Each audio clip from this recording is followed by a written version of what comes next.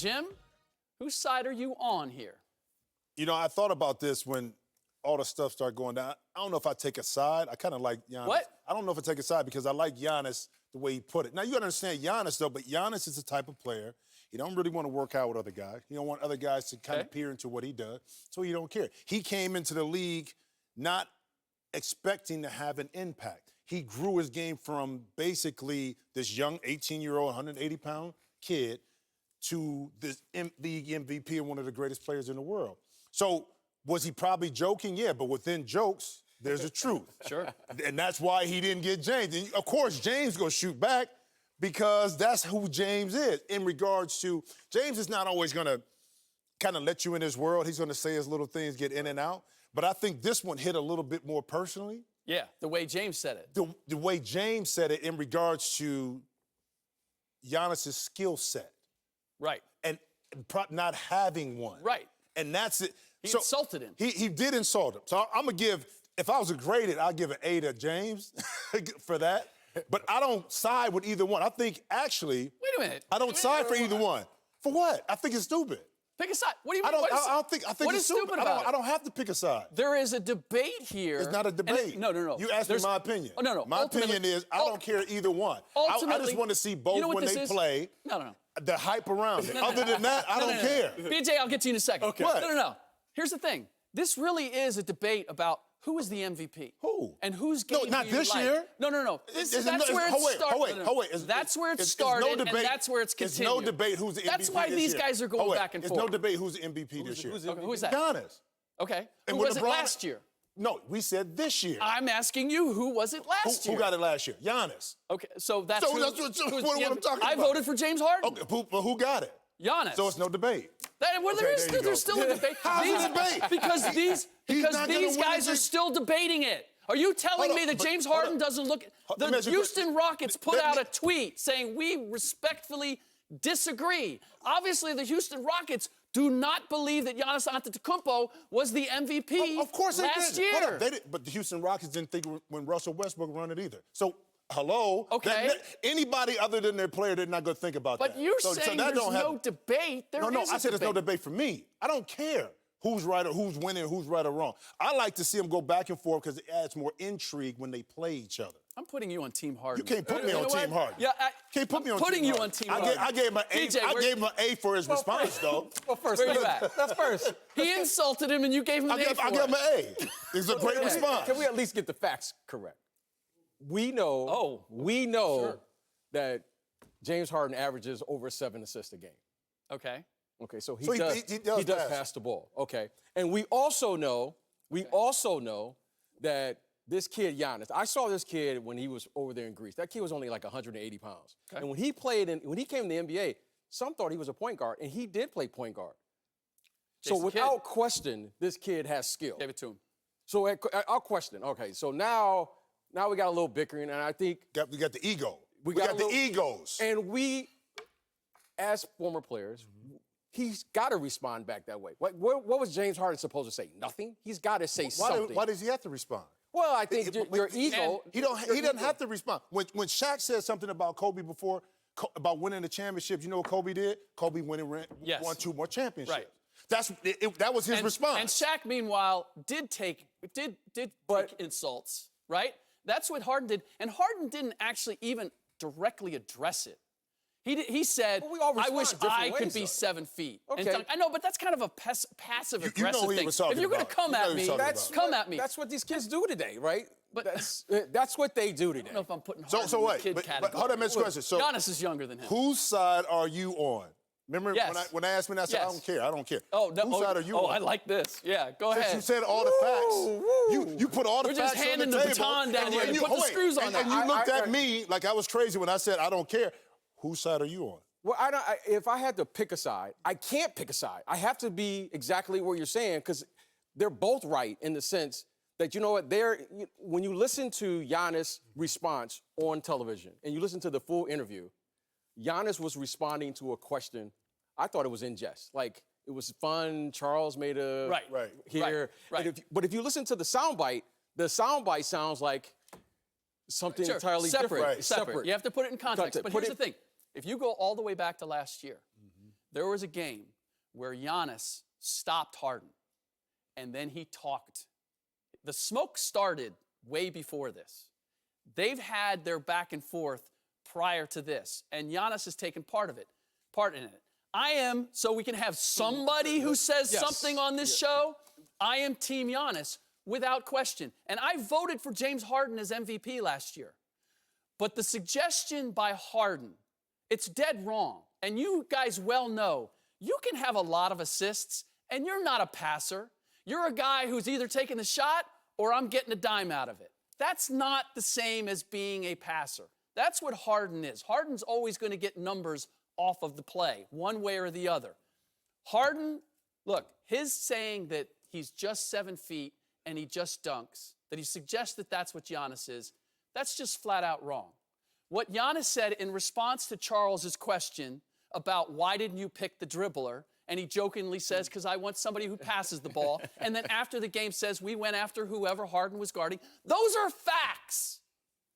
Those are facts. Giannis is speaking facts. Harden is getting into his feelings, and he's getting insulted. But that's why I said it was a little bit more personal when he said it like that from Giannis to Harden in regards to that, because that's not the first time James has heard that in regards to not passing the basketball. So he came back and basically said that Giannis is one-dimensional, which he's not, because, one, he's improved his jump shooting. In between the ears, more important. Sure. Because he's willing to take the shot. Okay, and his passing has improved from year to year. So the back and forth to me is more ego-driven than anything else. But it was a heck of a response right there off the cusp by James Harden. You got to give him some love on that. Whether he was right or wrong, it was still pretty good. If you're asking me, do I like the beef? That's what I said. I love the beef. I love it for the NBA just to have some kind of. 100%. It's just like Cleveland and Golden State going back 4-4. Right. People didn't like it for so long, but you knew something was there. Yes. Okay. Now we look at Giannis when they play against Houston. Okay, before it was just Milwaukee playing against Houston. Right. Now you got all the things in the question. No. So from the media perspective, it gives us something. I'm going to give you the opposite side of what we were just talking about and what we appreciate. Is LeBron mentoring young players, as he referred to it, a sign of weakness? No, but he's been doing this his whole career. Even when he was young, he would talk to different players. I mean, in regards to maybe adding some advice, especially younger players coming into the league. When I was in the league, I would play against an older player and have a good game, and maybe after the game, during the hug, or they would come and say, keep doing this, keep this up. Right. It wasn't a sign of anything else more than continuing the game and wanting me to continue to hone my craft more than anything else. So I don't understand how it could be a week. Now, who were these guys? I remember playing against Michael Jordan. I mean, we would go at it. You know, and after the game, he would just say something like, man, I appreciate how you work. Now, he did tell me one time that, you know, you talking stuff, that's why you're wearing my shoes. But other than that, but he said it to you. But he didn't say it publicly. No, he said it to me. But see, if you look at the interview after the game, you know, I don't know who asked LeBron the question after the game, but they asked him, what did you say to Zion? Yeah. He said, that's personal. You know, it's between he and I. So he kind of addressed that at the end of the game. For someone who played with Michael. Well, I think the undertone or the underlying thing is we're always comparing everything LeBron says to Michael Jordan. Let's just, that's what we're really saying. Throw Kobe in there, too. But, yeah, we can throw him in there.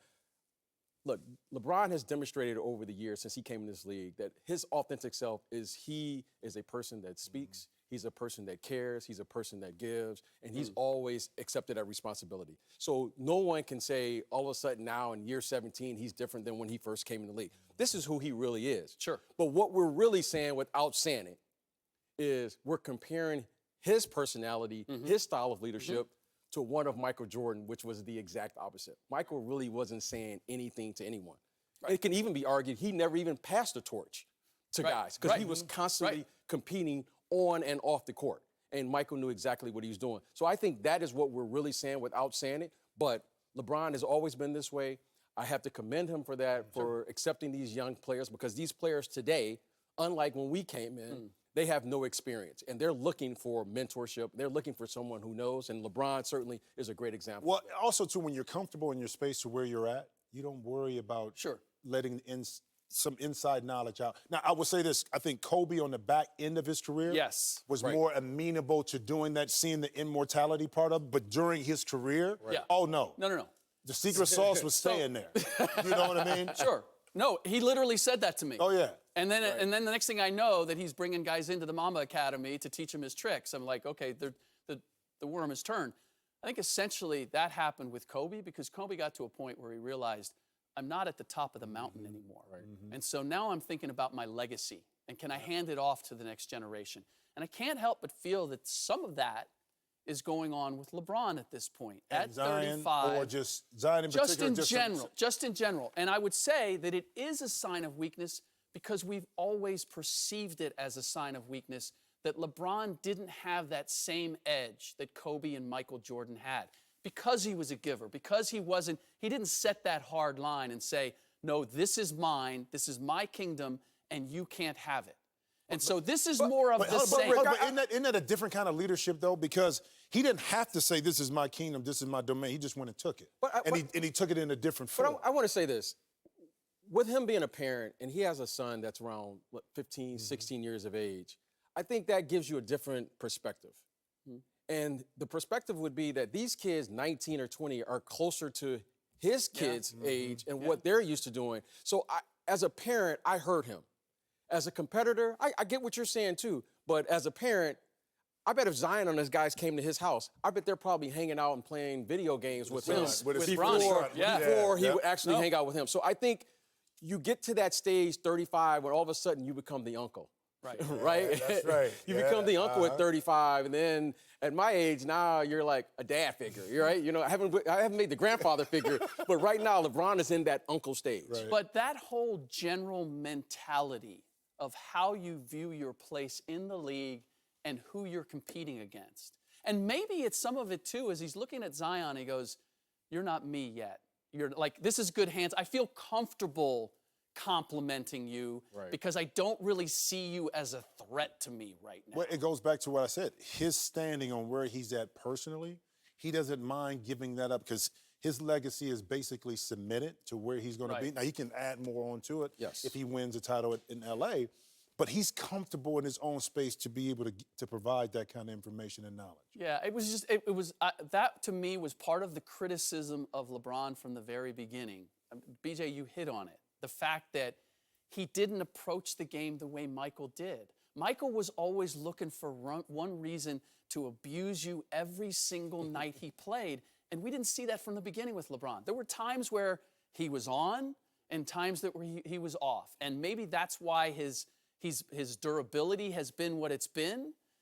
Maybe he's just the smarter cat in extending himself, but the reality is it was a different approach, and it felt wrong to anybody who saw how Jordan and then Kobe came along. Thanks for watching. Subscribe here to get the latest from the show, and be sure to check out more of the best clips from Speak For Yourself, or go watch a few segments from our other shows on FS1.